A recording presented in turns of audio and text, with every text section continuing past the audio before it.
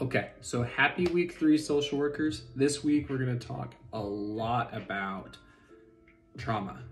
And so we want you to become super familiar with trauma because as social workers, you'll learn real quickly that the word trauma informed is like a buzzword that we use in this community because the reality is that trauma has an absolute impact on how we think, what we do with our hands and our feet, what we say, and how our body responds.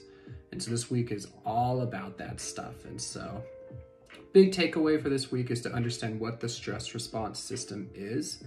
Some things you can look at that fall outside of this week's instructions are the ACE study. You might be familiar with that. You might have heard, fight, flight, or freeze. This is all part of trauma. I also want you to understand just how trauma impacts pregnancy and what trauma does at a young age.